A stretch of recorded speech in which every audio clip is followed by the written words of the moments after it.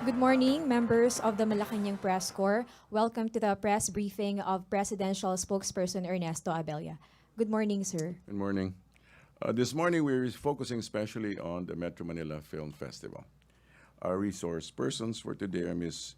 Mocha Uson, who is promoting the Metro Manila Film Fest, and also Ms.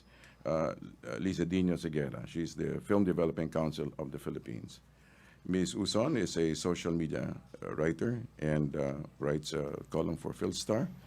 And she is going to be sharing with us some things and some insights about MMFF.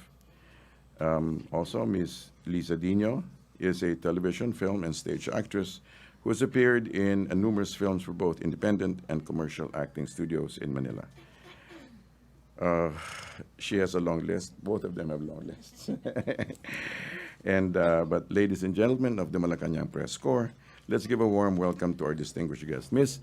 Uson will speak first and briefly speak first, and then afterwards Ms. Diño, and the Q&A will happen afterwards. There will only be 3 or 4 questions, all focused on Metro Manila Film Festival. Thank you.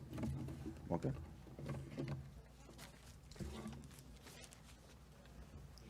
Thank you, sir. Good morning po. Ako po si Mocha Uson, isang ordinaryong Pilipino. Ako po ay nandito para po magbigay ng suporta sa MMFF 2016. Nilapitan po ako ni MMDA General Manager Team or Boss para po magbigay ng suporta. Alam naman po natin na napag-iwanan na ang industriya ng Filipino films ng ibang bansa at ang layunin po ng MMFF ngayon ay itaas ang kalidad ng pelikula na pwede po nating ipagmalaki sa ibang bansa. Ngayong taon na po ang pagbabago at kailangan din po natin ng pagbabago sa film industry po natin. Marami pong magagaling na mga filmmakers, ngunit hindi po ito nabibigyan ng suporta ng ating gobyerno at ng masang Pilipino. Ngunit ngayong may opportunity na po na sinusuportahan na po sila ng gobyerno, kailangan pong tangkilikin din ang mga films dito sa MMFF ng masang Pilipino. At tutulong po ako sa social media at sa mga iba pang paraan para po hikayatin yung ating mga kababayan. Natural lang po na magkaroon ng bangayan sa social media pagdating sa iba't ibang issue at mga opinion natin. Ngunit pagdating po sa pagtulong sa ating bayan, dapat po tayong magkaisa. Thank you.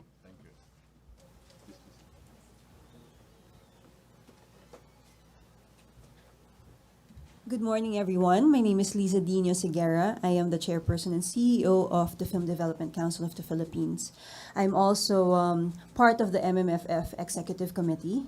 And today, I'm opening up the discussion for questions that you might want to ask about the film festival. Well, ang theme namin ngayon is change.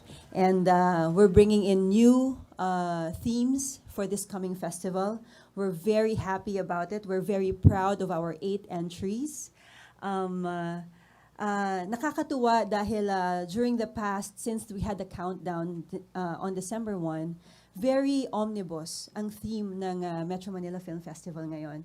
It's a unifying and very diverse yet concerted efforts ang ginagawa ng lahat ng mga entries. Malaking bagay siguro po dahil independent film producers po ang mostly kasama sa entries natin. And it's really a landmark opportunity for our independent film producers to have the exposure and the platform to showcase their films, especially this Christmas season. Alam naman po natin na malaking advantage po talaga kapag ang film festival natin ay talagang para lang po sa mga local films. So we're very proud and I hope na suportahan ninyo pong lahat ang move na ito towards an even better edition of the Metro Manila Film Festival. Salamat po. Okay, questions related to MMFF. Ted Tavera of Daily Tribune.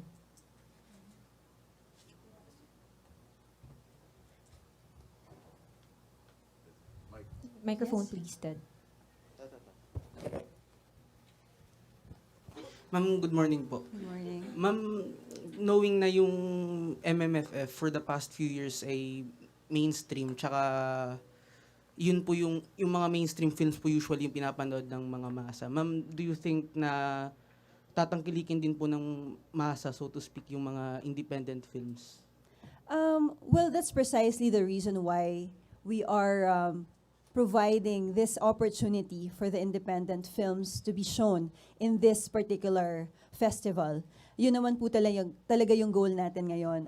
It's really to develop the audience and bigyan sila ng opportunity para makakita pa ng iba't ibang tema pagdating po sa mga pelikula na meron ang ating bansa. Siyempre po, alam naman po natin na normally ang mga nabibigyan lang po ng chance sa commercial screens ay ang mga mainstream films na normally ang mas appealing, mas universally appealing and mas commercially viable. But there are so many films. Napakarami pong themes ng pelikula natin all over the Philippines.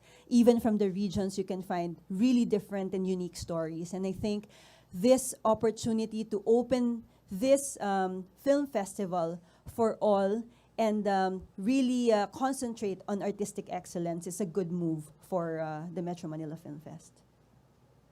Any more questions? None? Okay. Thank you very much, Ms. Liza. Thank you. Okay, sir? Thank you. We have 2 more points to share with you this morning. Good news for December 2016. New warehouse increases the DSWD's warehousing capacity of relief goods.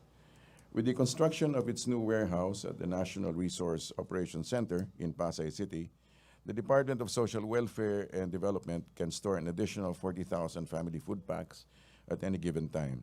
The new warehouse was inaugurated in November 29, 2016. Also, the PNP, Philippine National Police Hospital, signed deal for free treatment of cops hurt in the line of duty.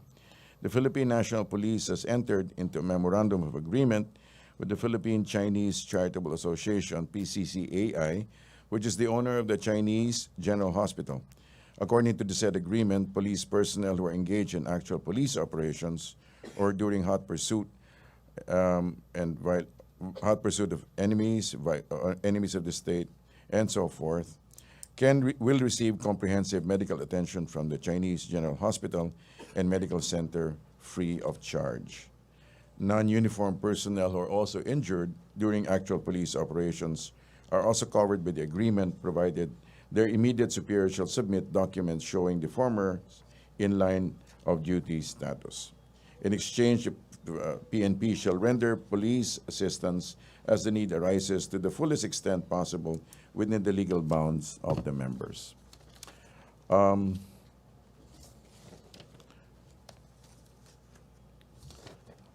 That's about it. Any question answers? Yes. Okay. Maricel Halili from TV5. Hi, sir. Good morning. Yes, ma'am. Sir, may we have your reaction about the statement of UN High Commissioner urging the authorities in the country to conduct an investigation with regards to statement of President Duterte that he has committed some killings in the past when he was still the mayor? Right. This is in reference to, again, let me just remind one and all that the incident referred to by the President was actually already covered by media, and that it was legitimate police action, and that the UN Commissioner is free to express his views regarding that matter. But we ourselves have already attended to the matter at hand. Okay, thank you. Next question, Leila Salaveria of Inquirer. Sir, clarification lang. When you said the matter was attended to, are you saying it has been investigated and the president had been cleared? It's already been under scrutiny in the past, but it has already been addressed as far as we know.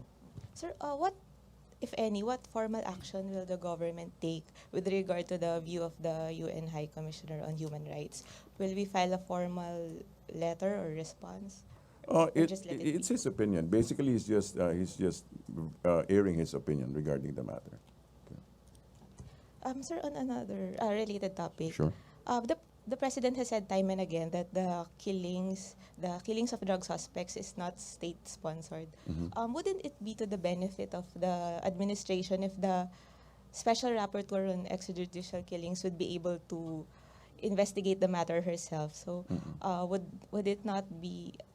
the government not make it easier for her to come here by lifting the preconditions it has set for her?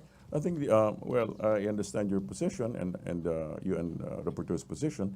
However, we also need to understand from where the president is coming from.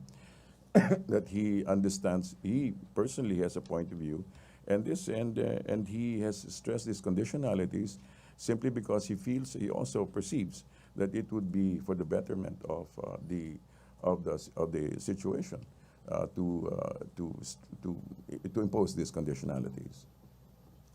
Last na lang, sorry. Sure. Sir, the UN rapporteur is saying the conditions are contrary to the terms of reference and code of conduct. So there appears to be a real possibility that she might not be able to come here. So isn't the government concerned that the matter will remain unresolved, at least on the part No, of the first and foremost, the president did open up with conditions, right? So it's now the UN rapporteur's call. Okay, thank you. Thank you. Okay. you. Cedric Castillo of GMA7. Sir, good morning, sir. Yes. Sir Scarborough Shoal, sir. What about? The president has always said he's not confrontation with China is not an option, sir. So how about rousing the sentiment of the international community? Is it an option for the president to pressure China, or does the president think that it's a futile plan, sir? Well, I think both the options you're presenting, the pressuring and considering it futile, are not in the president's book. As far as I can see, he says he is not giving up on the matter, but it will be set aside for conversation someday, as he said. However, he does see that there are other options that are open, and that he'd rather keep it that way.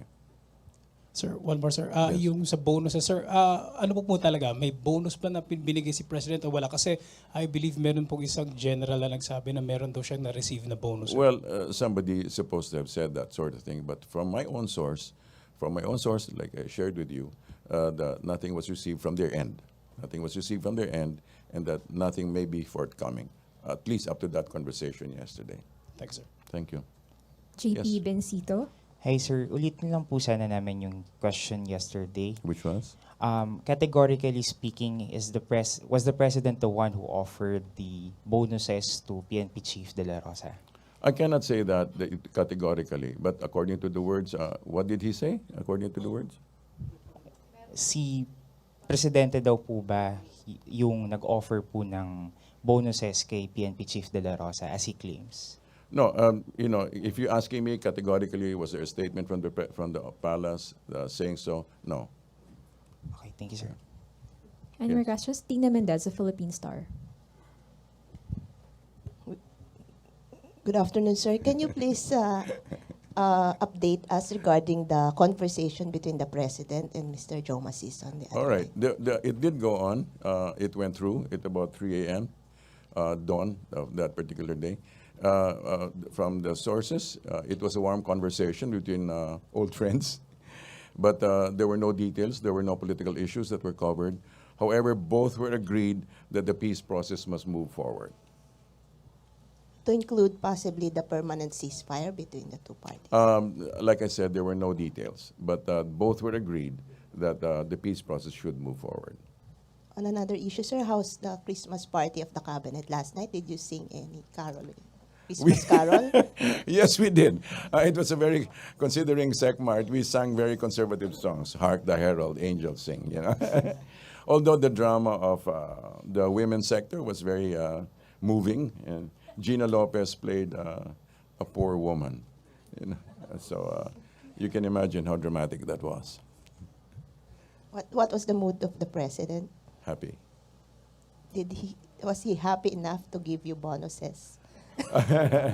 We received government-sanctioned bonuses. Thank you very much. No, not. All right, just one last question from JP of Manila Standard.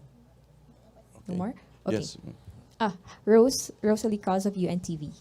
Sir, meron po ba tayong information or update if magre-release po ng list ang Office of the President dun po sa mga recommended for pardon ng Pangulo, yung pong mga matatanda na at may sakit before December 25? Hindi ko po alam if there's going to be a list, but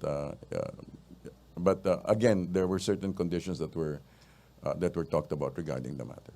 So wala po tayong ine-expect. I don't, in the sense of having declared that if so and so will happen. So we just going by what he said during the last Christmas party, that certain conditionalities needed to be met. Second po, sir, meron po ba tayong natatanggap na intelligence reports on terrorism threat in relation po dun sa panibagong or renewed travel warning ng US? From my office, none. No, that which has reached my office, none. Okay. Anything else? Yes. Last two questions, Tricia Macas and then Shauna Yu. Microphone, please.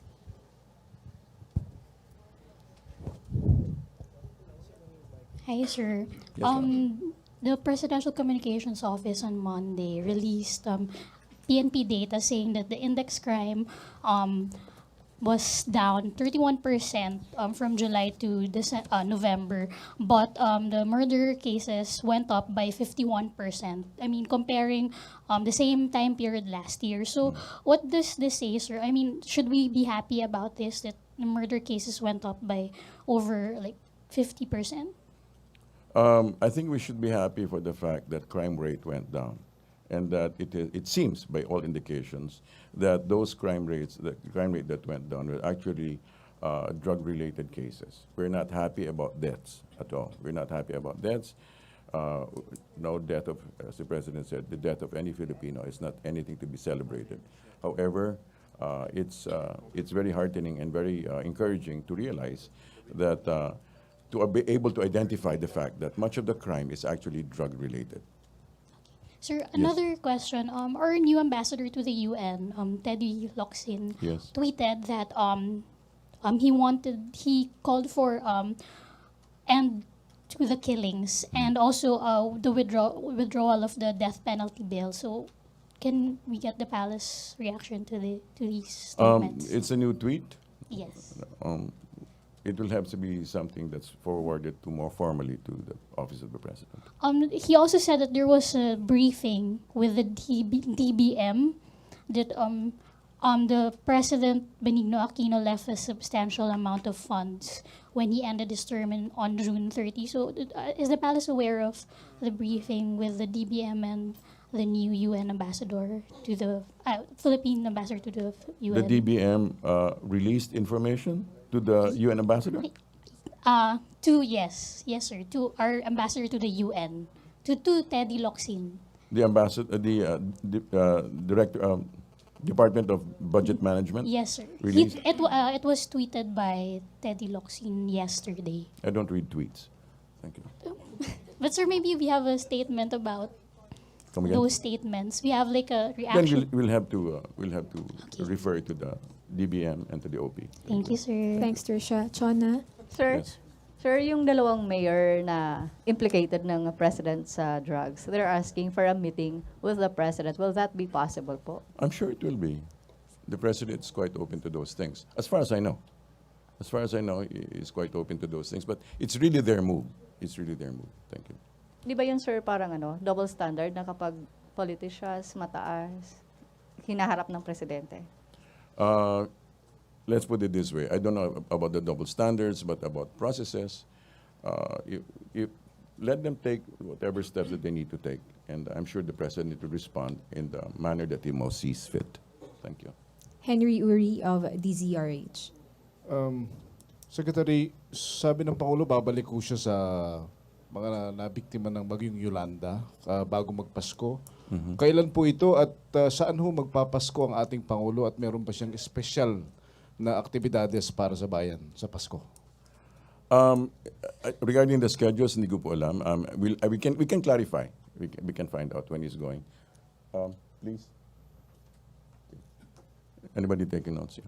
We can clarify if and when he's going to Yolanda. And regarding special celebrations, we can also find out. But usually, if we know him, he's a very simple person, very simple taste. So nothing fancy. You'll just spend it with family and friends. Okay, Cedric? Sir Pablo, sir, reaction po on the statement of Senator De Lima. She says that you can quote, you can call me the high priestess of drugs, but this will not solve the real problems and will not provide lasting solutions to the real problems on drugs, sir. What do you want me to do? Sir, reaction please, sir. We are doing, what was the last part of your statement? Sir, hindi naman daw masosolve, wala daw mapoprovide na lasting solution kahit patawagin niya paulit-ulit siya na high priestess of drugs. Right. I don't think the president is counting on solving the drug solution by name calling. He's actually doing something about it. It's a man of action. It's not a man of words alone. Thank you. Okay, one last question, sir. JP Bencito. Yes. Sir, can we get a statement from the palace on the death of Larry K? He's the first media man to be killed in the Duterte administration. Regarding that,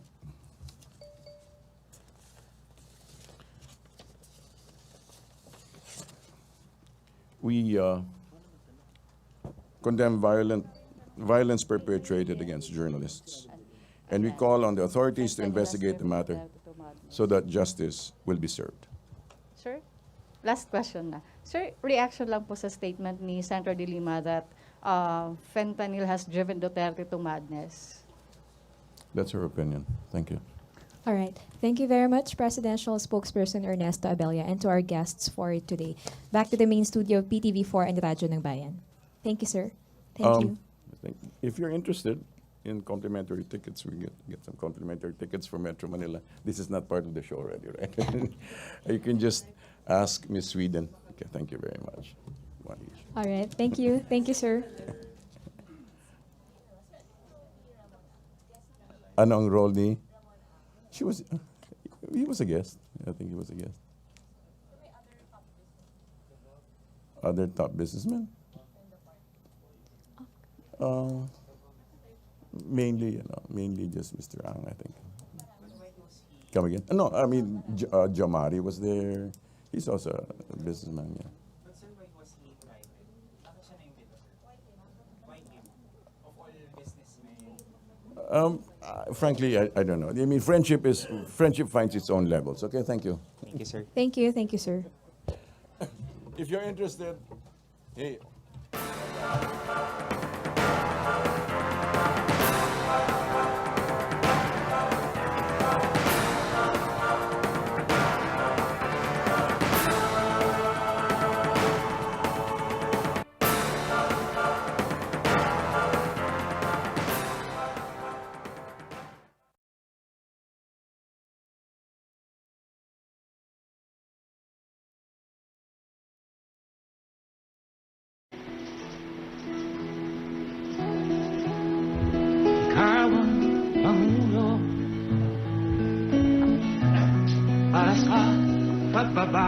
Ladies and gentlemen, the President of the Philippines, Mayor Rodrigo Roa Duterte. Bayan ko sa magnanakaw na trapo.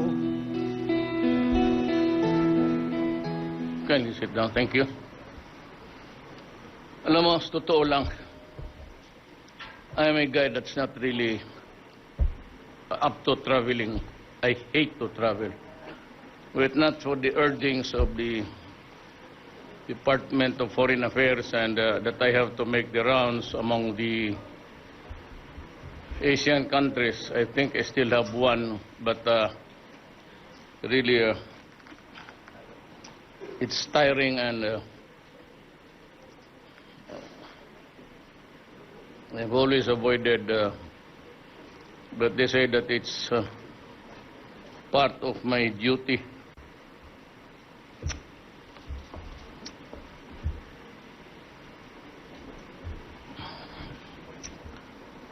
I am glad to be back from my state visits to the Kingdom of Cambodia and the Republic of Singapore. Both visits gave me the opportunity to further strengthen our ties with our key neighbors and partners. In Phnom Penh, I was welcomed by the King Norodom Sihamoni, and in my audience, royal audience with him, I stressed the value of long-standing relations and reaffirmed the resolve to broaden collaboration. In my meeting with the Prime Minister Hong Sin, we recognize the importance of working closely together to address the menace of illegal drugs. We also discussed ways of strengthening cooperation against traditional and emerging transnational crimes. To advance this shared agenda, the Philippines and Cambodia signed an agreement of our police agencies to cooperate on combating these crimes. The Philippines is ready to work with all stakeholders in our region and beyond in order to address threats to the peace, safety, and security of nations. The Philippines and Cambodia have a significant portion of our population working overseas. We therefore resolve to do all that we can to uphold, promote, and protect their rights and interests. We signed an agreement in the area of labor to ensure ready assistance to our nationals, particularly in the situation of distress and in the areas of social unrest. We also noted the growing links between our peoples and the need to strengthen these human bridges of understanding and mutual respect. A recently signed executive program on tourism, cooperation and agreement on sports and cooperation will open new avenues for greater exchanges and interactions within our people. After Cambodia, I proceeded to Singapore, where I met President Tunitan Keng Yam and the Prime Minister Uson. Singapore is a valued partner with whom we share similar challenges and the same commitment to advance the interest of our countries. As the Philippines' fourth largest trading partner, Singapore stands to benefit from a safer and more secure environment for trade and commerce. Terrorist elements and other radical extremist forces undermine what we have worked hard for so long. The Philippines and Singapore will work closely and effectively to confront this challenge.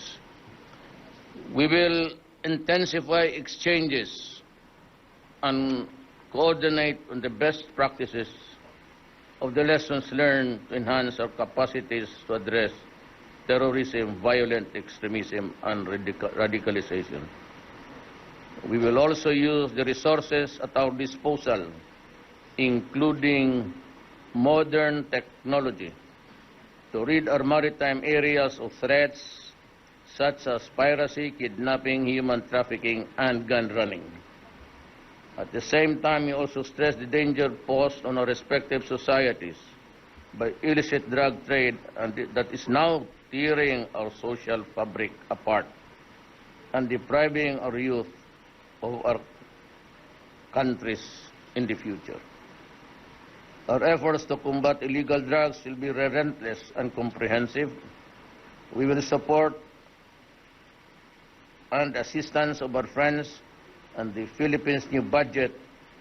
We are on track towards realizing our envisioned holistic strategy to effectively address illegal drugs.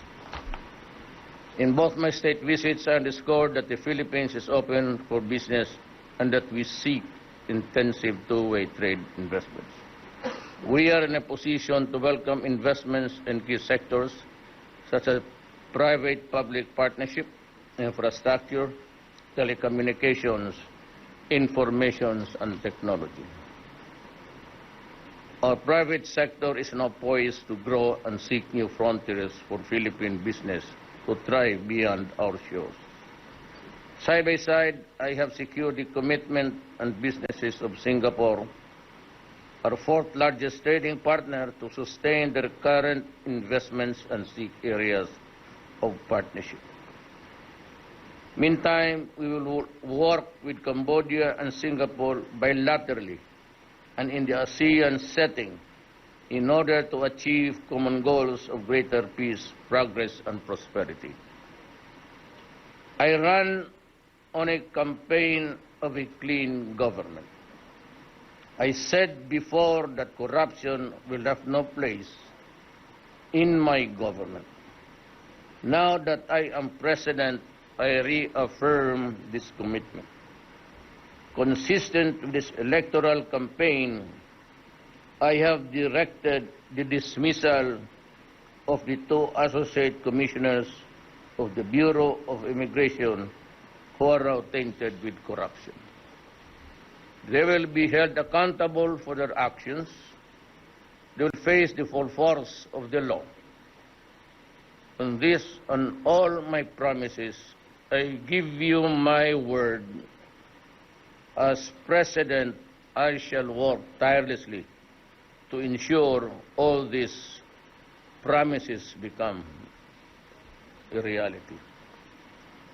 Help me take our country and our people to a better place we all deserve. Maraming salamat po. I can maybe take a few questions. I've been having this headache for 2 days now. Mr. President. Maybe it's positional because you have to have a stiff neck when you're talking to somebody.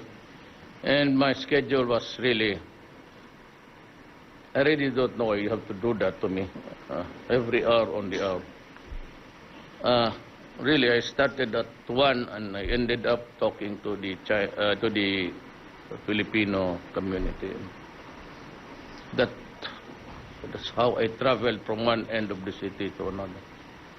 I didn't even have the time to. I was planning to buy a sack. I didn't have the time, really. I have used all that. There were only 4, so I hate to use one that's been used already.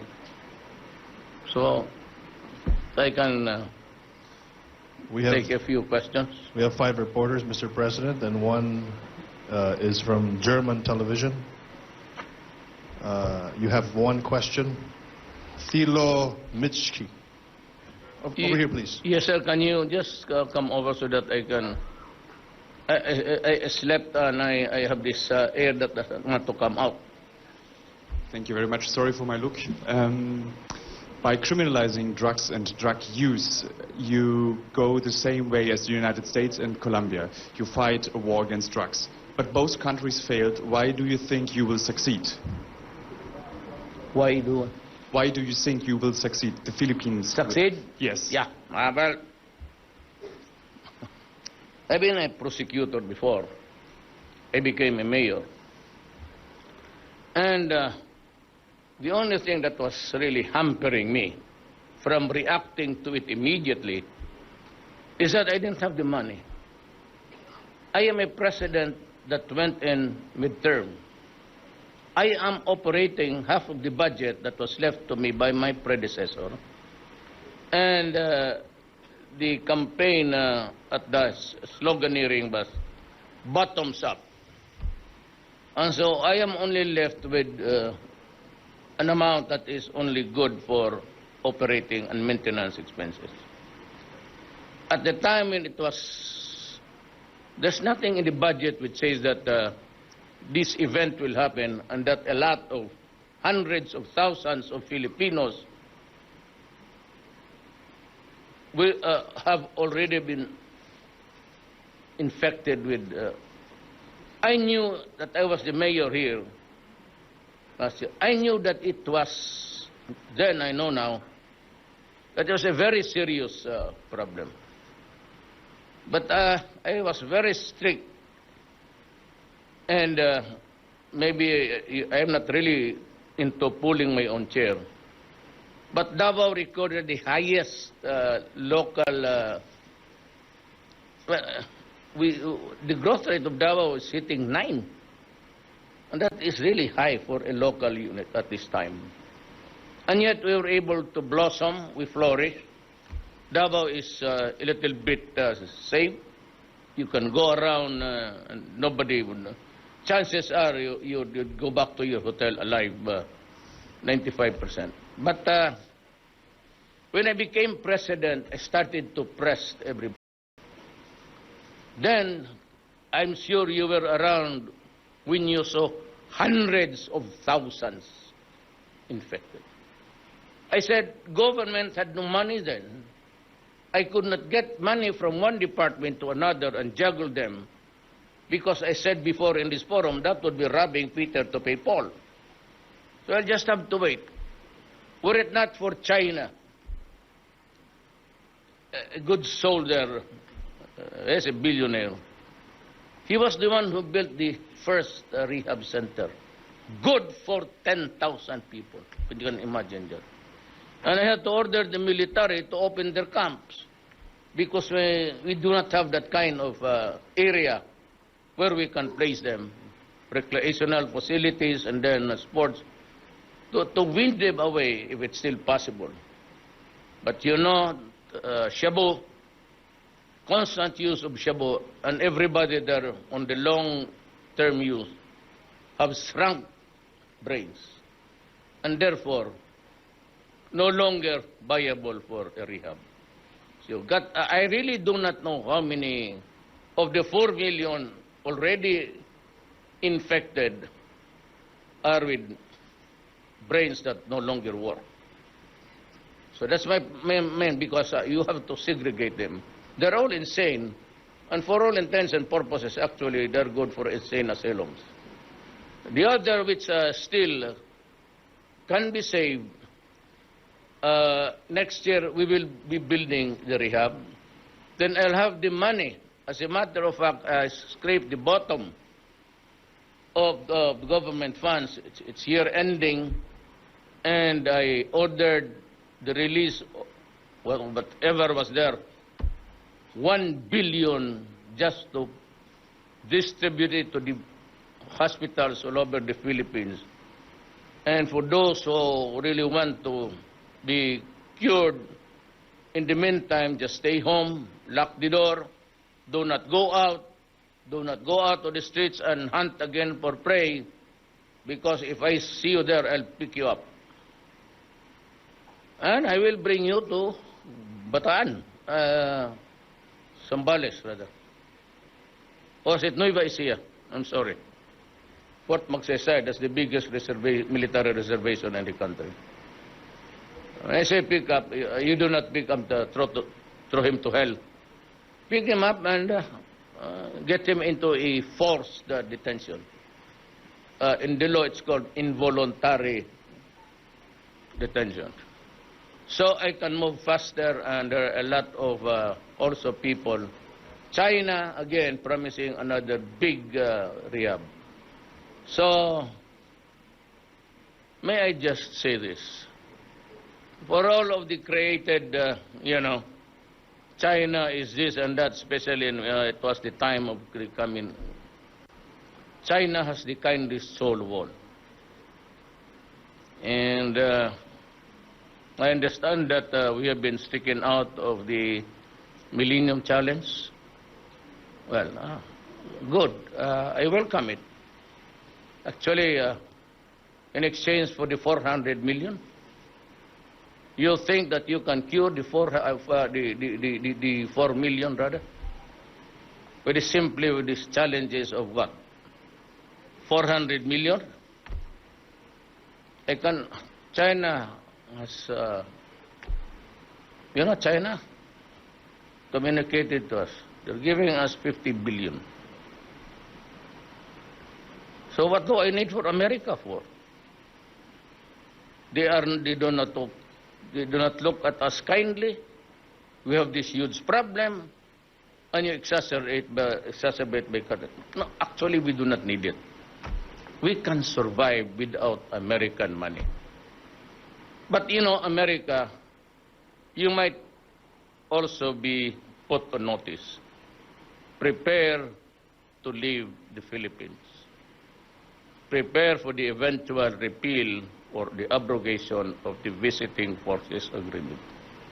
Because if we're a country that's very dangerous, If you think that there's crime there because we execute people, there are so many soldiers. They are the natural enemies of the Moroland.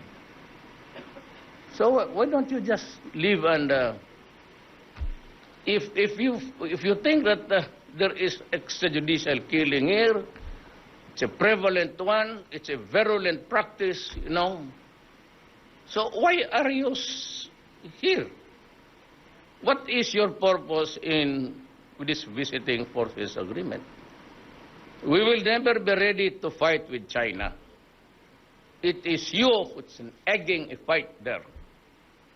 We will never fight with Russia. That's too far away. And besides, we are friends, I said. The cancellation of the 23,000 firearms which we were supposed to get it from you, sail. One of your senator, smart Alex, said that we should not get it because of the violation of human rights. Then Russia came forth and said, no problem. As I used the word, buy one, take one. China is actually, I'll tell you now, get you in. China has been communicating with us every day, and I think I'll send the defense secretary. They said the guns are ready. It's here. We want to give it to you. What do you want? You want us to deliver them to you, or you make arrangements with your Navy and get it from us? That's the truth. And I said, how much do I owe you? I said, none.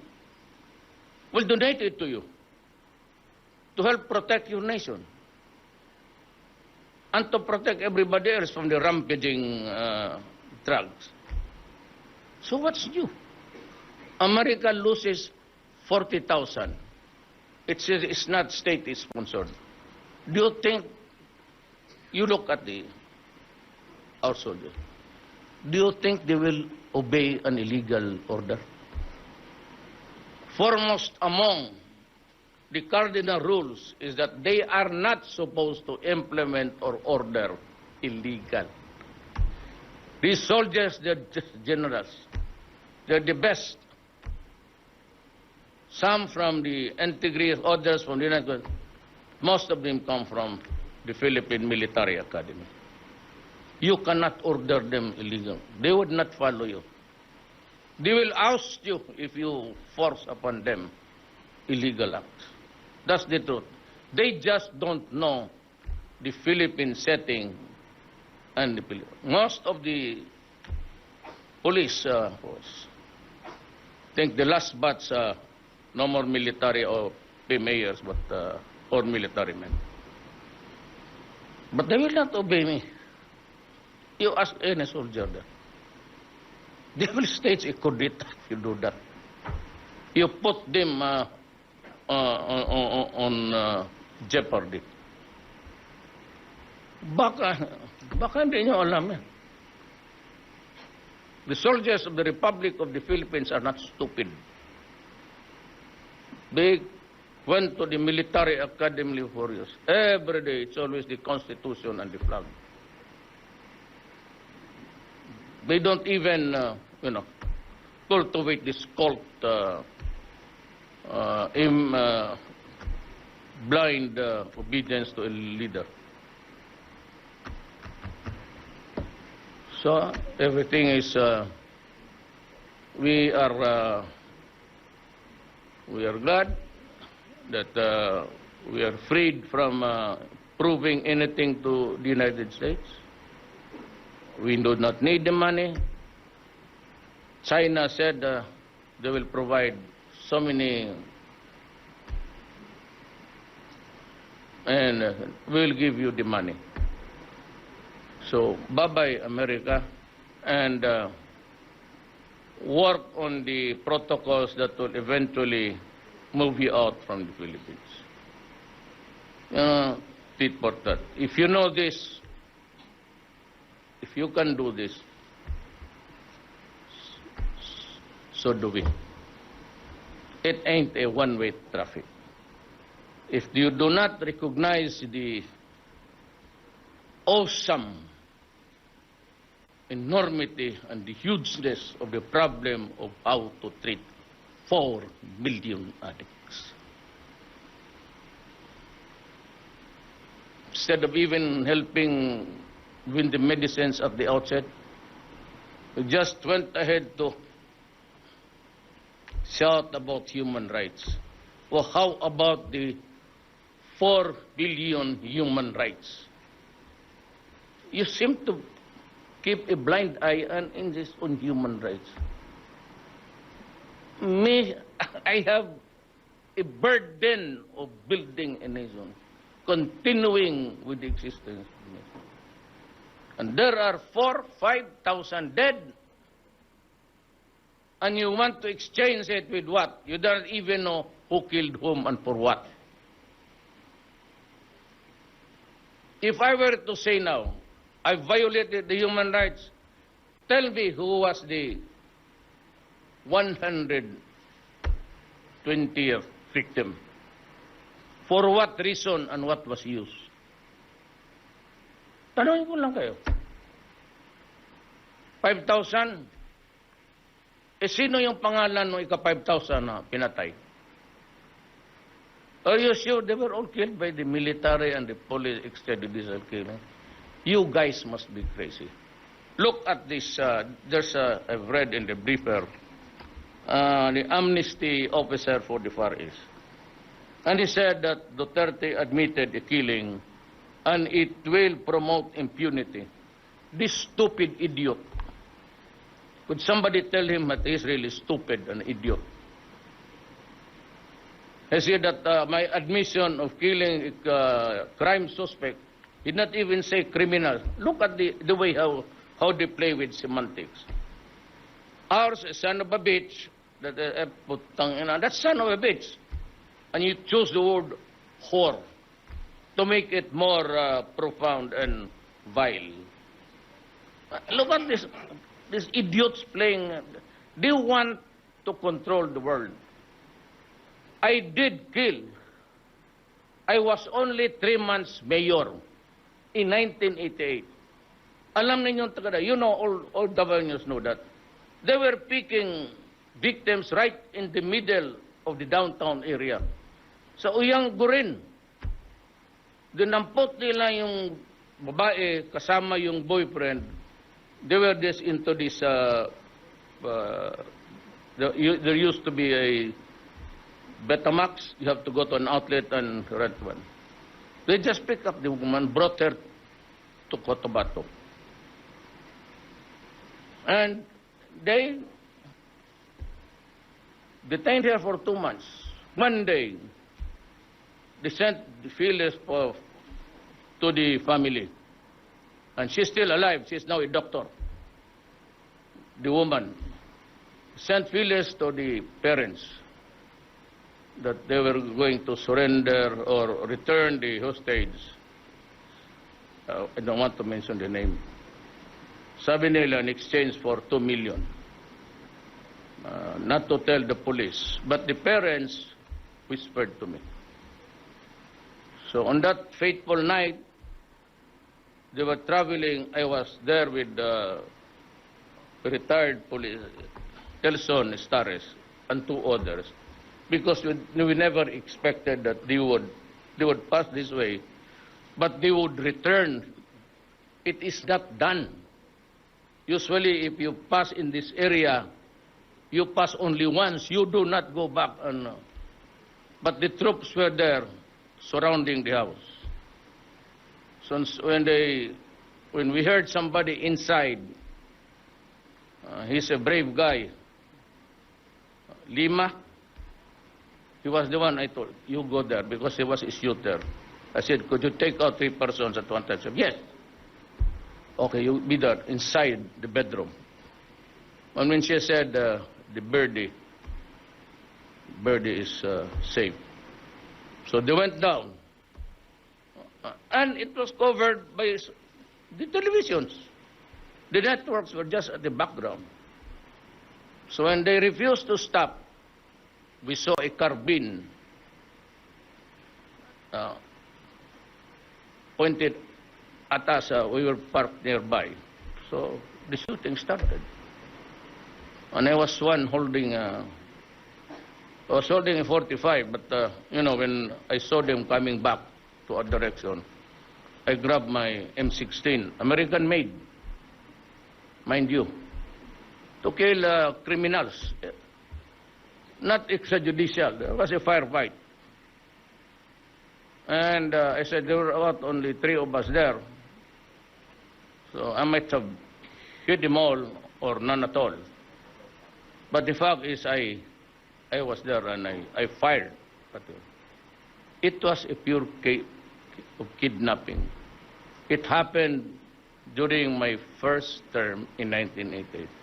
And here comes an idiot, always an idiot, almost all of them are, saying that my admission or that I shot the suspect. They were not suspect. You idiotic. I don't know from where you are. To us that I'm not so suspect. I was in a shootout with criminals and many others in my career of the 23 years. I am a mayor that cannot tolerate oppression on civilians. And many others in small encounters. Another kidnap killing, I was there. It also resulted in a shootout. The family was the wife of a small mall here in the city. So, what's wrong in being, you are pictured to be a killer. So, at least I kill to protect people. I am not here a dictator killing my political opponents to stay in power. I said that I travel very often. I'm telling you, I hate traveling. For the longest time before I became president, I did not travel. I never went to America. I never went to any place. The last time was, I don't know, when I was a congressman. I cannot stand long hauls. I seem to, I get the jet lag in a very, I might want to, because they are planning again Myanmar. I have to make. But I said I only limit to my fellow ASEANs. If I travel again, it would be Russia. I have to. We're friends with Putin, and he said the last time said, remember Russia? So maybe he wants me to go there to be his guest. So we'll have coffee. So I'll have coffee, then I'll go home. But Russia can be a very important ally. They do not insult people. They do not interfere. And there's now a pending, it's okay to tell it about the Crimea. There's now a pending vote there. Whether or not the invasion of Crimea was a violation of human rights. The West again is cooking up something just to pick with them. You know, Crimea, you know your history, it was part of Russia, Prussia. Originally, it was Khrushchev who gave Crimea away. Go back into your history. Take a few back. It was really a part of Russia. So we are voting no. It was not. We are not joining the United States in voting.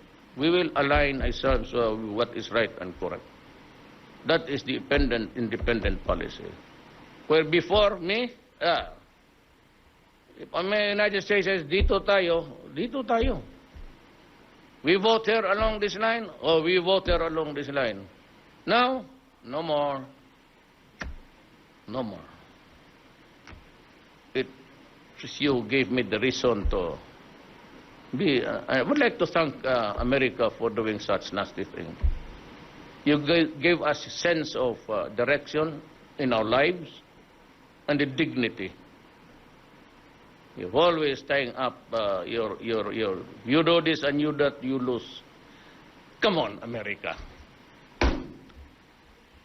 You stayed in my country for 50 years. You made us a colony. You lived on the fat of the land. How dare you say you will cut the assistance and aid? We do not need it. Kayo, you, who owe the Philippines an apology and for all the massacres, especially the Moro of Mindanao. Putang ina kayo. Huwag kayo Kayo yung may utang sa amin. You sat on my land for 50 years. Oppressed us for 50 years. Killed so many Filipinos there. In summer, because one colonel died of your troops, you massacred all the male above 10 were all killed. That is how civilized you are. Do not even go to us. Just ask your Indian neighbors there in the reservation. You hypocrites.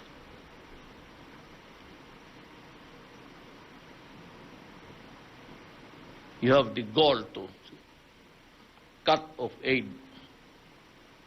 You enjoyed the fat of my land for 50 years. Better shut up, you hypocrites. Next question. Edith Regalado, to be followed by Will Ripley of CNN. One question per reporter, please. Thank you. You want to give you a full history of the United States? I'll give you. You're willing to listen until morning time.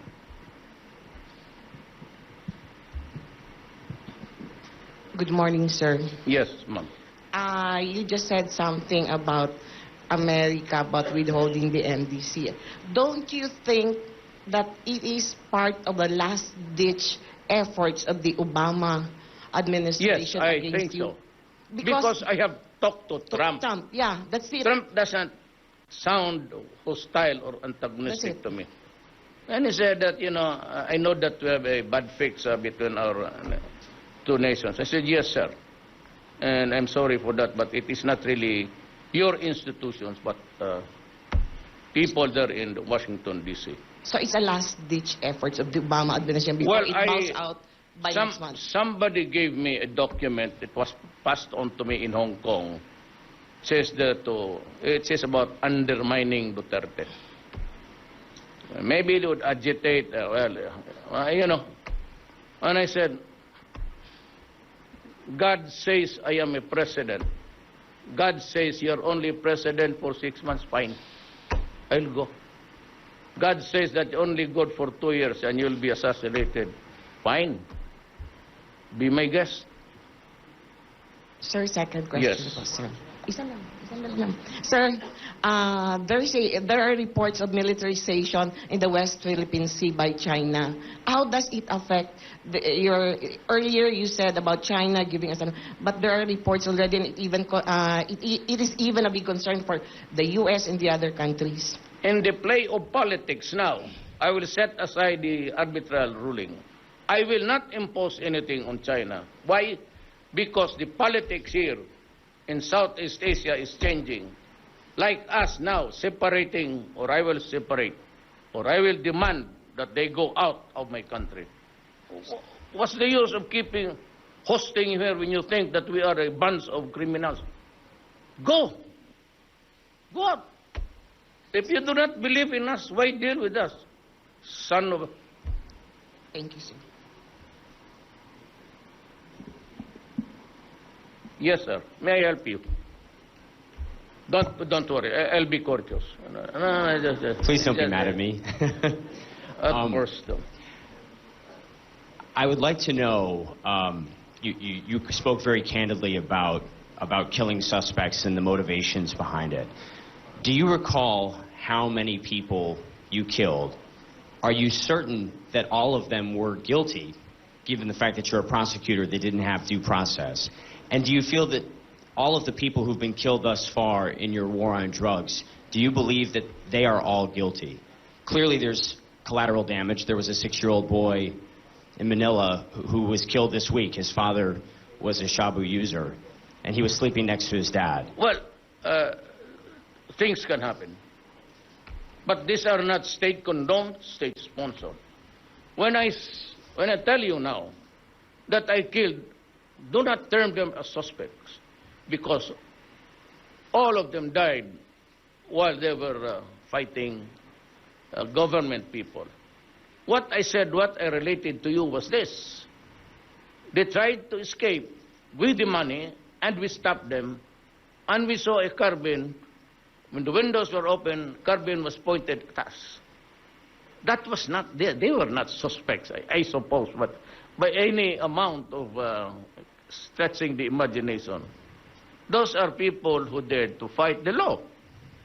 And because I had an M16, I carried one because Davao was then a wild country. I had to restore order. And I took the bull by the horns.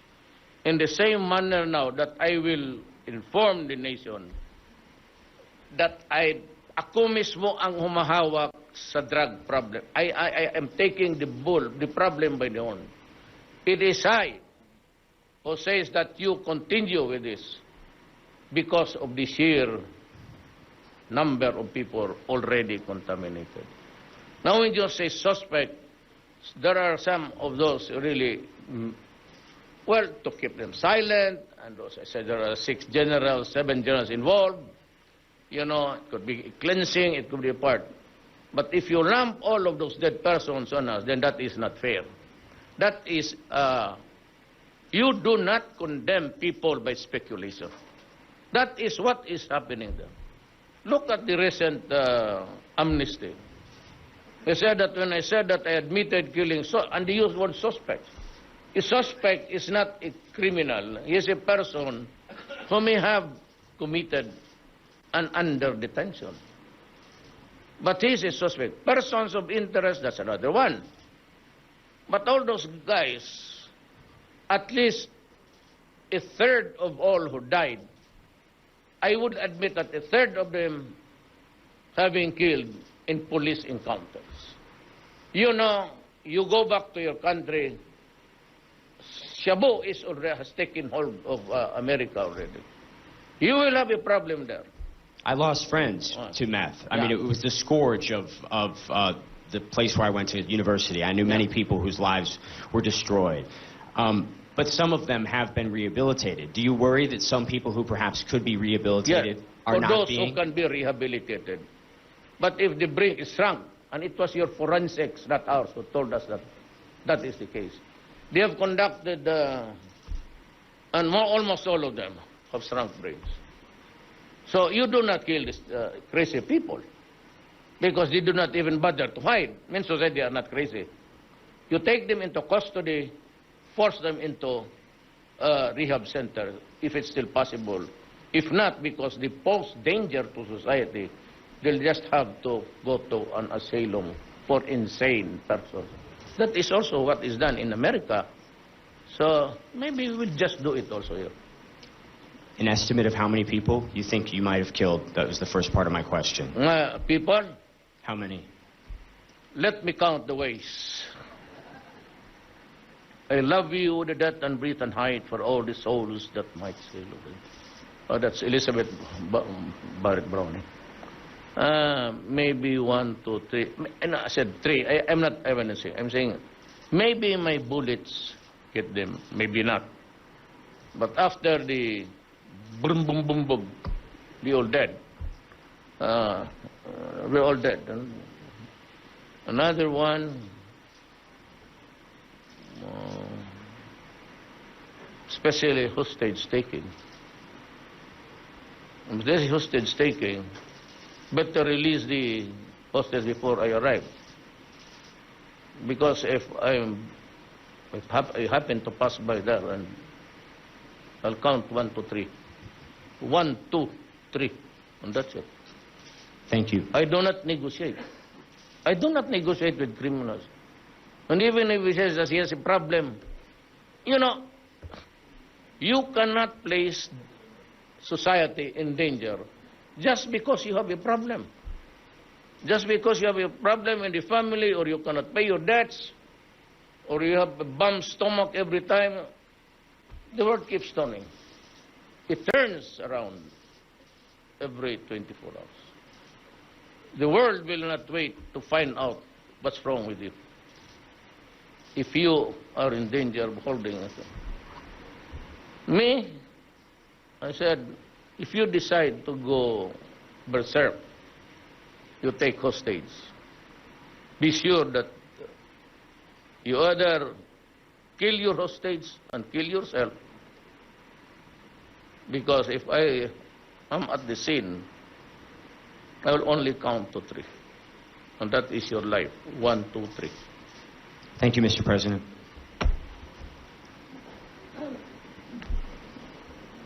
And they all know it in Davao City. I cannot really count how many, but well, I have already asked for forgiveness, even in advance. I say to God, for all my sins and the future sins that I will commit. Just to make sure I may not be able, when the time comes, if I'm assassinated, head at the back, I may not have time to say my prayer. So just to be on the safe side. God, forgive me for killing the idiots. They are your creation anyway. So that is also your problem. It's God's problem. You create a human monster. So if you are God, why do you have to create the idiots? That's why they die. God should have created law-abiding citizens like us, Philippines. Lala Babylonia of PTV.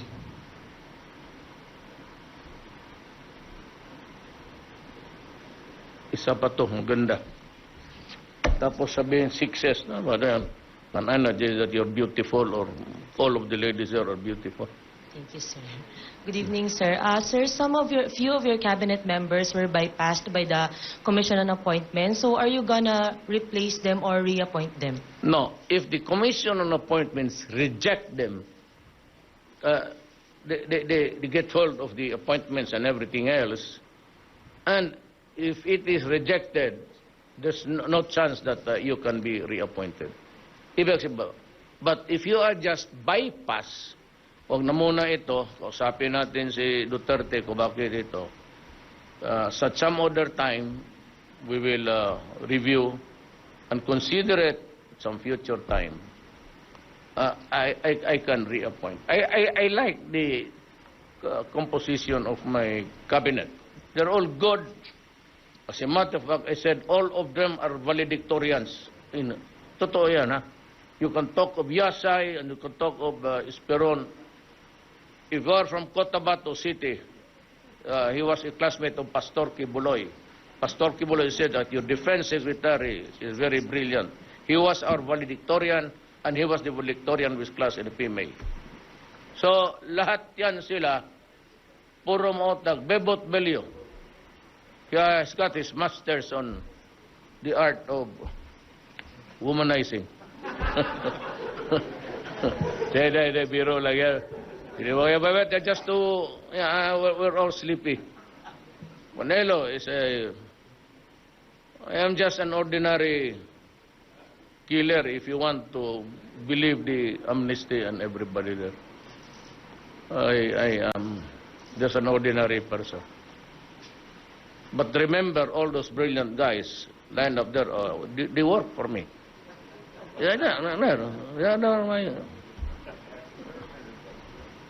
But you know, I'm trying to do what the law mandates me to do.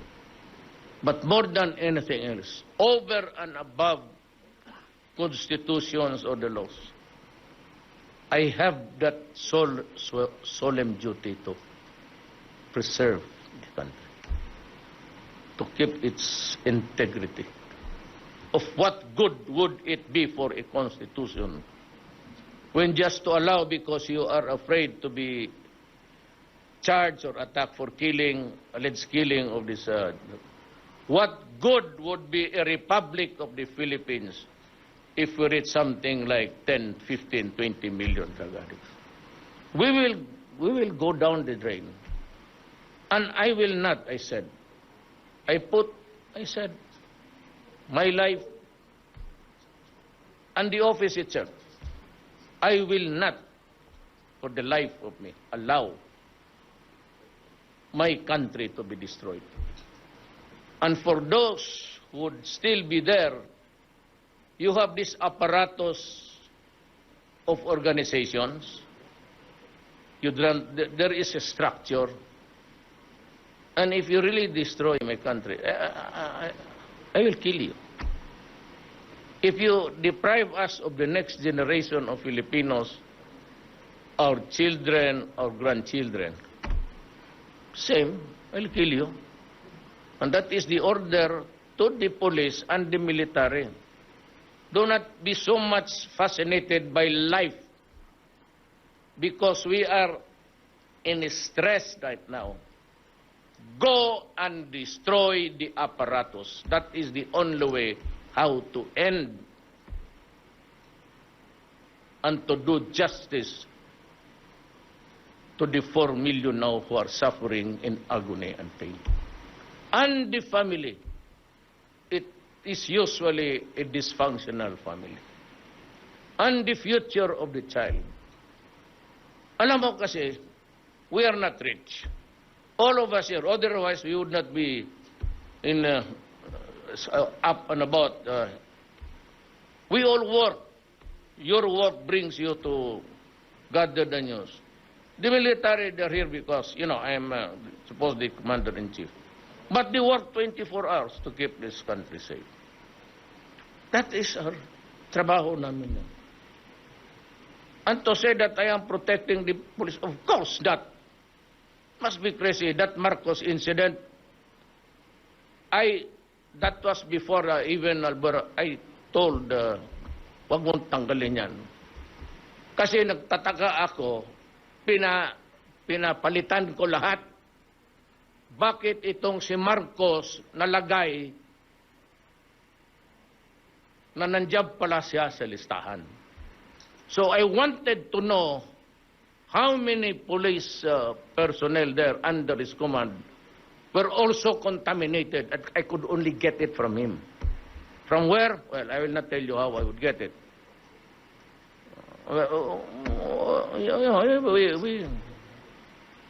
We also have the technology and everything. No drama about why Duterte is protected. Of course not. Of course, he's implicated.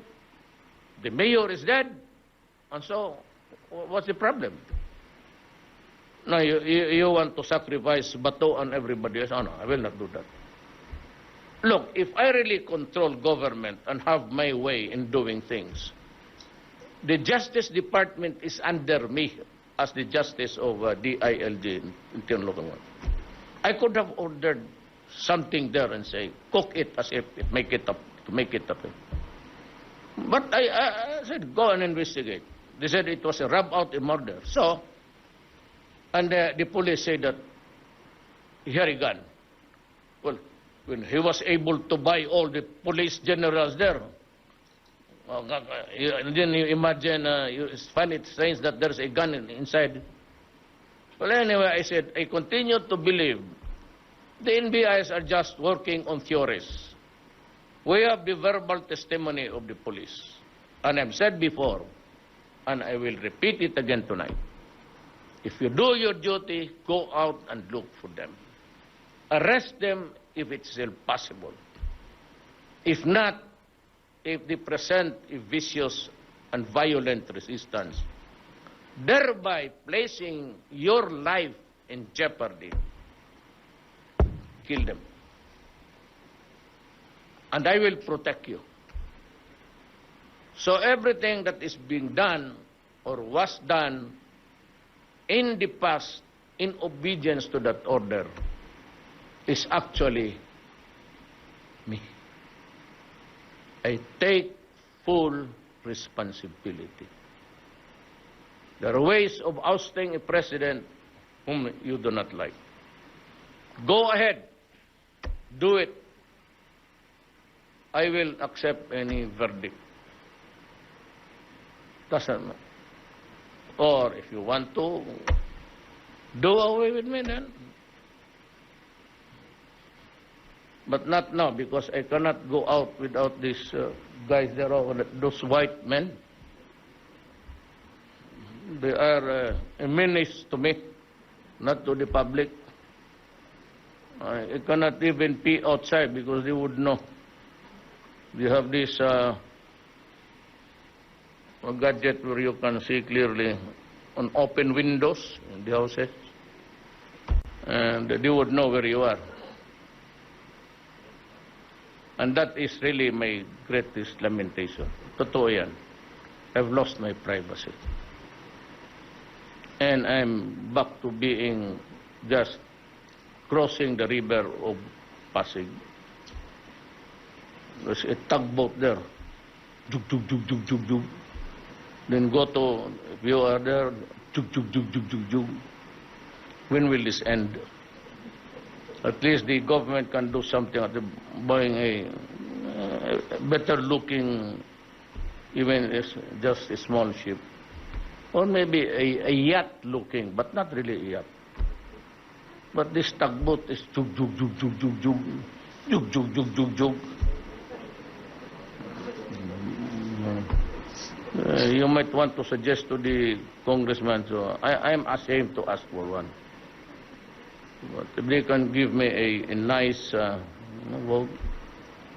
color white, I really do not know. What do you shout when I enter the tugboat? Marik! What's that word?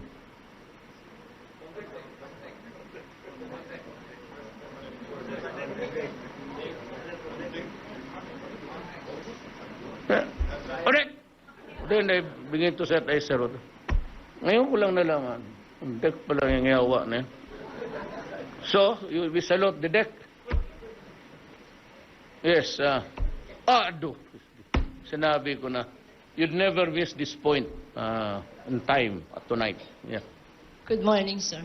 Ano yung bagong intriga? Wala kang ibang tinatanong yung intriga. Sir, papa-clarify ko lang. Kanina sabi nyo, bye-bye America. Would this mean completely severing ties with them? And when you say the VFA will be abrogated, how soon will you do it? And would there be no legal impediments in doing so? Supreme Court said it is an executive agreement, not a treaty. I'm putting them on notice. I will decide any day soon. Don't. Go out. Advisors. You mean to say that you are more better than the Filipino soldiers? Kalukuhan. I do not believe for a moment. I do not believe for a moment that they are better than our soldiers here. Tatanggap-tanggap lang tayo kasi they want, you know, and I can understand maybe there's a loose talk about, you know, soldiers because most of them have been to America. I know their feeling. And they may be pro-American, but they should consider also the dignity of the nation. And for all of those guys, the military men, huwag naman tayong babuhin ng ganon. Alam natin ang problema. We have this 4 million. And you're treated as if you're a garbage or a doormat. And the Philippines historically, walang doormat kasi every time that they criticize us, it's always tied to a statement na mawala ang inyong assistant. Sabi ko, patay gutom, mga putang inang to. You picture us as if we are, patay gutom is a Visayan idiom. I don't know if it's also with the Tagalog. Pero you picture that, do not do this because you will lose the food, the assistant. Anak, binabastos mo kami, ganun. Tapos kayo dito, 50 anyos, yung makayaka kayo dito sa amin at kinuha ninyo lahat. Pero kung meron kayang masasabi si President-elect Trump that would change your mind. Yan ang problema, Doris, because I have to take the cue from Trump, not from Obama. I'm sure pangganti lang yan kanya kasi minura ko sila lahat eh. Bakit mo, why should I not bowl at you when you are saying so many things about, I said one is, you be careful with the Orientals. You do not know the sensitivity of the Orientals. It goes for all. It could be Indonesian, Chinese. Do not ever, ever say those words. Look for another venue or forum and say it. Do not do it when you, as if you are threatening, when you are talking to me. You reprimand me as if I'm your sheriff in. We are members of the United Nations, right? Then why don't you complain there in the United Nations and ask the proper forum there? It could be UNICEF, World Health Organization, or the Human Rights Commission to make a report, and then when the report is there, you can call our attention and give us the right to be heard. Yan ang problema, nakalimutan ninyo yan. You gave us a constitution, but you are bullshitting it. There is there in the constitution the right to be heard. You do not have any manners. Yes, go out, a lady from the State Department, you as if you are lecturing to somebody who is your janitor there in Washington, D.C. You better behave. You are like that always. That's why you have many enemies. Most of the countries do not like you. You go to the Middle East, you go to Europe, and even the average friends there will just smirk. Now you found somebody to... Alam mo, if for as long as that State Department does not behave in their language, you will find so many enemies. And because I have talked to Trump, and he was very nice, very courteous, I could not sense any hostile drift, or even the manner he was saying it. So, indifference, I'll just wait. I will let Obama fade away.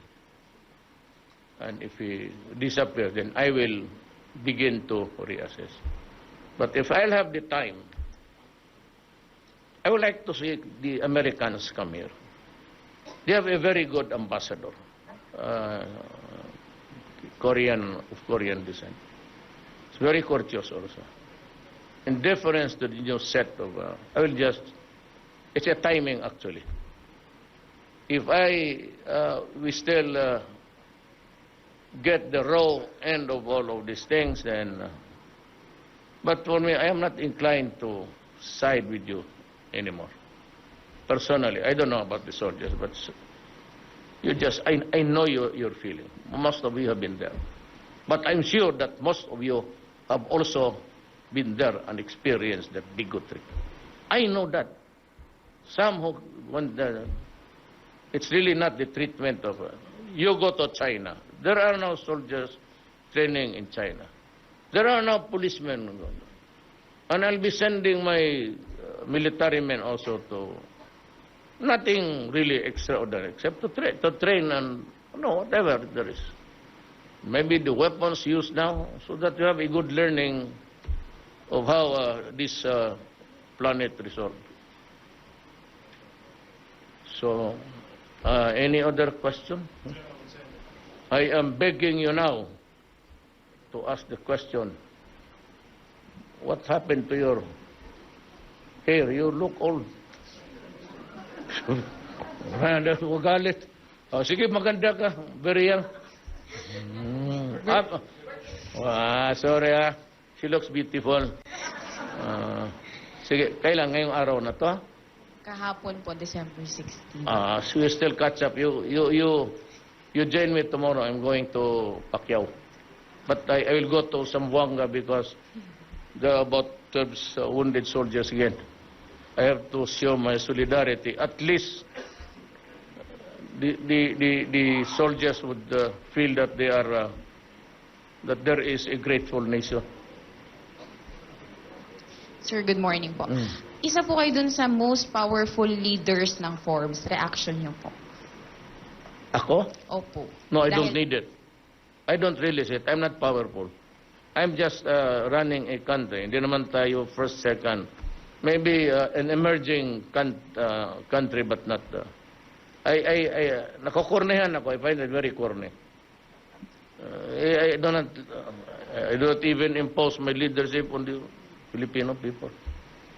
I have no power. If the power means if it means that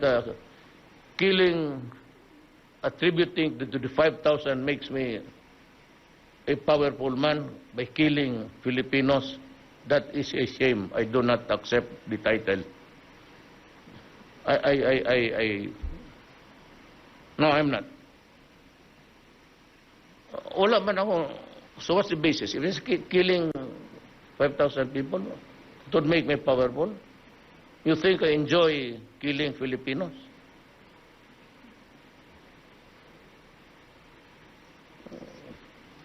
Hi, sir. Good morning. Sir, earlier today or yesterday, Deputy Commissioners Al Argacino and Michael Robles filed their resignation from Yes. the immigration.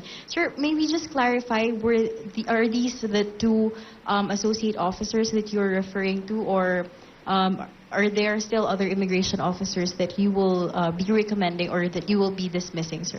Well, I asked the resignation of one general, two associate commissioners, and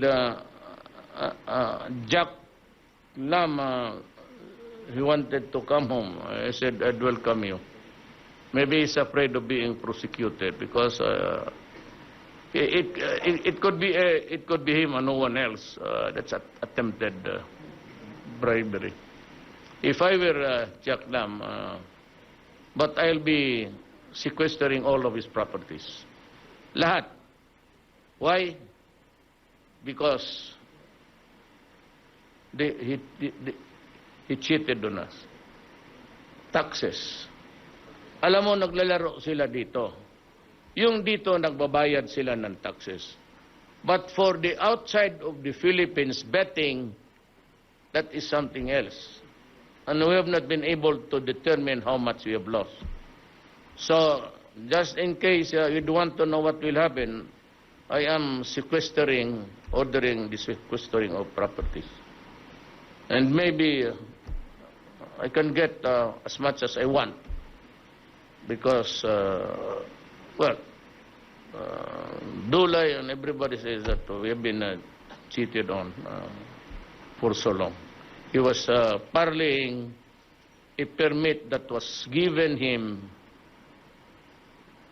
by Corazon Aquino.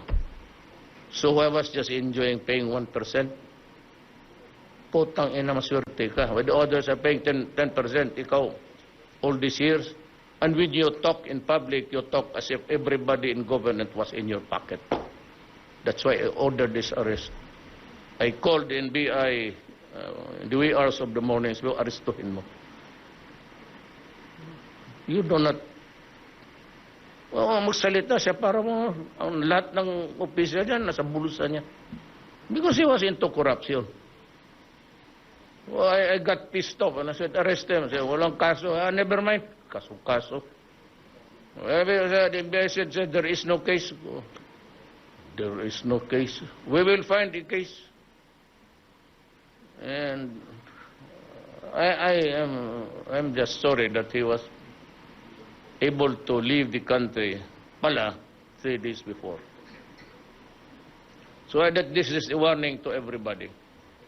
If you have proof that you are bribing anybody, or if anyone in the government is asking money from you and are doing it legit, report it to me immediately. And I will protect you if you are, you tell me the truth. But if you are there into corruption, giving money, I will not wait. You know, I will not wait for a case to be filed. For example, just a lecture, a short lecture on the law and its processes. Alam mo, while he was conducting the gambling and accepting bets outside and not paying taxes, at that very moment, he was committing a crime already. So, hindi na masyado, sir, walang kaso-kaso, pautang ng kaso-kaso. Luhin mo. Because he was there. The gambling was going on. And they were accepting outside bets without paying the taxes. So, what's the crime? The crime is people of the Philippines and Rodrigo Duterte against. Hulihin mo. I-detain mo dyan sa pinagamabaho na presinto. Yung walang working, doon mo siya ilagay. Huwag ninyo akong, do not corrupt people. If you are into corruption, go out of business for a while. Anyway, 6 years lang ako. After that, you can have your way again. I really don't know. In fairness to one, would succeed me. But for now, I said I'm going to give the Philippines a respite of the corruption all of these years. That is why we have not improved as a country, because people in government, BIR, customs, lahat yan. Good that I have filed on us very strict. They have, as a matter of fact, exceeded their quota of collection already. Si Billy lang ang medyo nahirapan, ang BIR. But I have full faith in the guy. We were together in the dormitory. He has the integrity to... Ilocano yan, taga Baguio. Bebot is from Isabela. Namatay yung, ano mo ha, Palanan. So you get to appoint yung vice mayor. Iyo yun, hindi. You are running for governor, di ba, after this? Yes, sir. The last question, Mr. President, is from gusto mo- Ichiro Ishiyama. My name is Ishiyama, editorial writer of Kyodo News. So many Japanese people are still very much interested in you and your ideas and your political models. Could you say any politicians whom you admire or you respect in modern history, if you have? But thank you, but that would be too superfluous, I think. I would rather that I be judged when I'm no longer here. When I die, they can write all the good and bad things about me.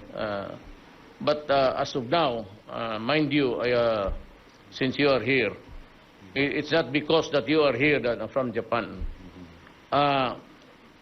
Japan, like China, has a very sensitive. You even talk in whispers. See the Japanese? The Japanese has a very courteous culture. Pati kung magsalita yan sila pabulong. You can never hear them talk aloud. And very sincere. And I'd like to assure you that I would like to be friends with everybody. And the biggest donor to the Philippines is Japan. And thank you. And even this airport, the blueprint of this was by JICA, Japanese International Assistance.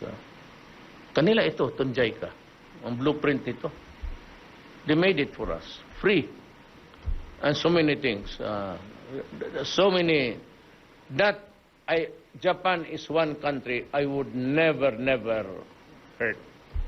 And you will never hear me talk about Japanese because they are so, your people are so generous and very courteous. And always they are sensitive, just like any other to people's feelings. Japan really is outstanding on that.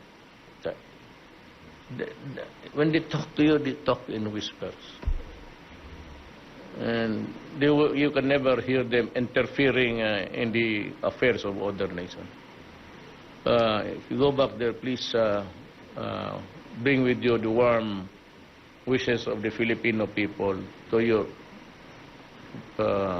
Minister Abe and the Japanese people. You just consider me as one who's trying his best. When I die, then I would just say that in my tomb epitaph, the man who tried his best. That's it. The greatest honor to me is that I tried to serve my nation the best way I could. But I am, I cannot stand oppression and crime, especially on the helpless people. And of course, especially the poor ones. I don't want any oppression. We do not have the money now, but in the fullness of God's time, Philippines will rise. And I said, I want my countrymen happy and comfortable. That is all. That's all my dream. Nothing else. I have no ambitions of becoming. As a matter of fact, if I'll give you my word. Because federalism is the only solution. Maniwala kayo sa akin, without federalism, gulo talaga. And I don't know how it would end. But I can very well tell you that how it will develop. And especially also with the communists. This is our last chance. Because we are now talking. I was able to convince everybody to talk. And except for this Maote extremist, to which I ordered a full-blown military campaign. Everything is going well, and we will start talking substantially and with concrete proposals next year. December, then there's no more time because of the festivities. But if I can just find the peace that my country needs, I would be very happy. And if the federalism, I'll call for a commission. If it can be crafted in 2 to 3 years, and it will provide a president elected by the people again, I will step down. I will not wait for my 6 years. If there is the federalism, and we're able to craft a nation based on the federal setup, but with a strong president. Of course, I'm disqualified. But no, it does not really matter whether I can run again or not. I'll not be running. And as a matter of fact, I said, kung ano tayo ngayon, so we are 2016. If by 2018, it's there, it's done, I will step down. I give you my word. I will step down as president, and you can call for an elections. No problem with me. Wala akong ambisyon na magpatagalan. I do not crave for power. I have been in power for 40 years. Here, 23 years as mayor, congressman, and vice mayor. I don't need to crave for it. I already had it. And it's not fun to be running. Tapos na ako dyan sa adulation and admiration and all, and the shouts and the applause. I'm past that stage. I don't need it really. Craft a constitution, federal type, in 2 years, and I will gladly resign or step down from my position. Okay? Anything else? May pahabol si Bigornia. No, siguro. Okay, so last, sino yung mga activities you ordered this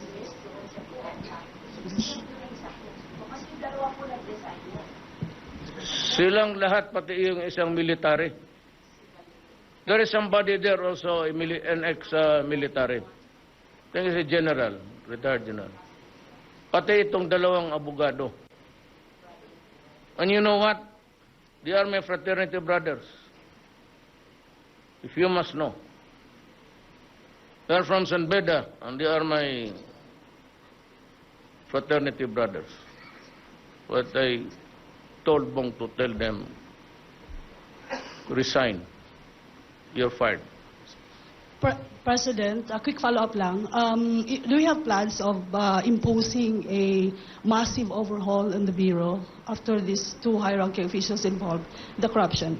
Dandahan lang kasi that's the problem with massive layouts and you might, alam mo may iba dyan hindi ko pinapalitan. Kasi pag mawalaan ng trabaho, mawari ang pamilya niya kung anong makain. Especially the rank and file. Those do not have discretionary power. Walang discretion. Mechanical na kung anong sabihin ng doon sa itas, yun na yung tatrabahoin nila.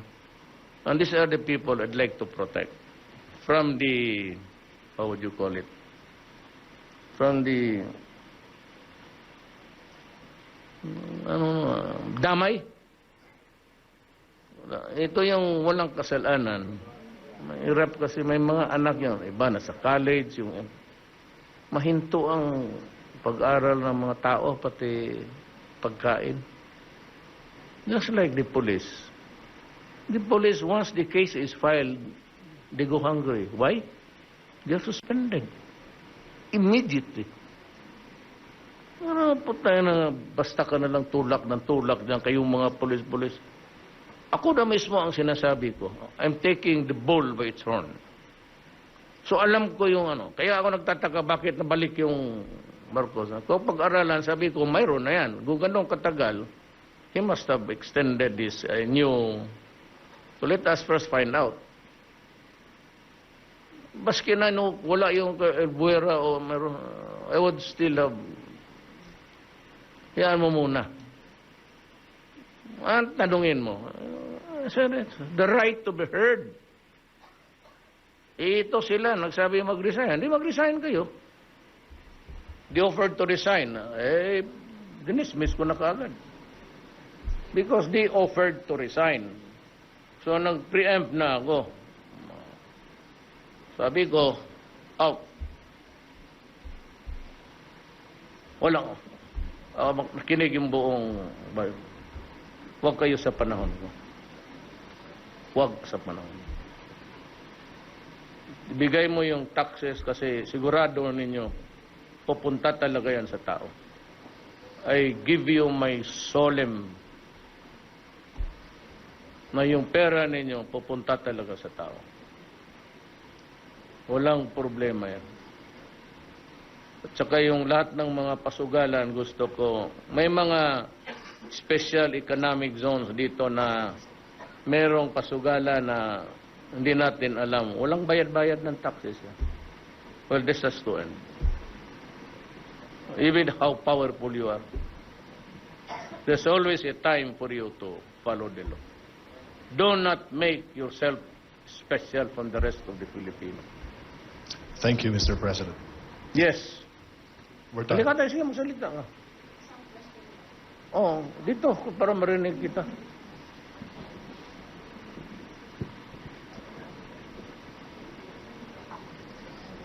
Sir, point of clarification as far as the two yung BI commissioners are concerned, yung mga brad mo.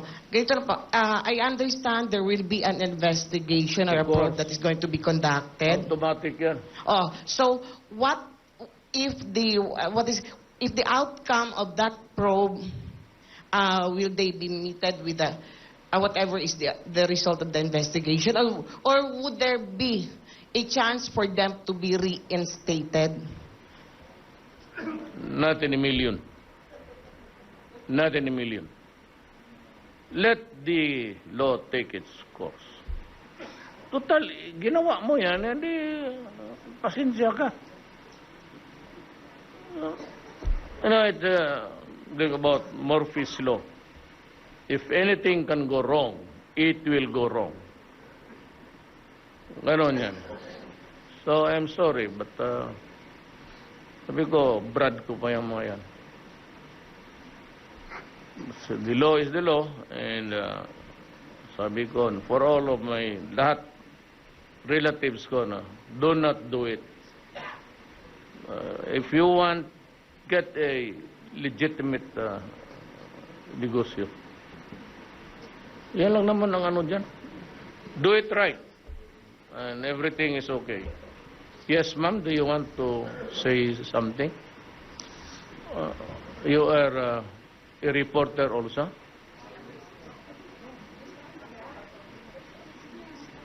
Ikaw. Oh, ikaw, ma'am. Hala, nakalimutan mo magtanong. Good morning, sir. I'm Athena Imperial from GMA7. Is Commissioner Chan included in the officers that were fired or dismissed in the Bureau of Immigration? Immigration is headed by Morente. He's a Is military Commissioner man. Chan But included? I know he's good, and I do not believe that he was part of it. He used to be my chief of police noon dito, city police director. Kasi si Batot, police ako, lahat ng dumaan ng lahat ng dumaan ng Sikoy, sa undersecretary of, puro may pwesto sila. But they are all good. I would not place them in the government if at least sila sumusunod. Pag sinabi kong wag yan. Okay. Sinabi ko ayaw ko yan. At yan naman, wala naman akong personal, I have no personal stake there.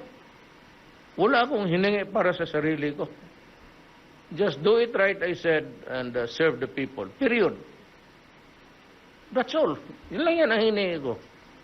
Serve your country and do it right. So it's only your fraternity brothers, Argusino, Robles, and the General, Kalima? Yes, and let us see what develops. Okay. It is an evolving thing, and many things would crop up. Okay. So, hindi natin malaman ang totoo. Let the investigation proceed. Thank you very much, sir. Sige. Wala na? My friend, still want a follow-up? Let me clear your doubts, if you have one. If you think that I'm lying, tell me straight.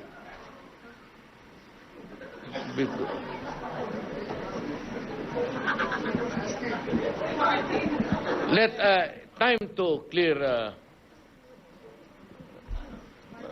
time to level up with each other. I'm frightened now.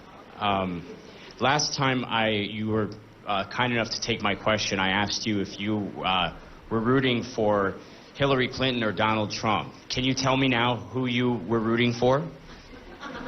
Actually, in the liking of my character, it was really Trump all along. And you can ask them. Because I like his mouth. I can understand why you might. Yeah, he said so. We talk in the same language, and I like your mouth. It's like mine. I said, yes, Mr. President. We're similar. And, you know, people with the same feathers flock together.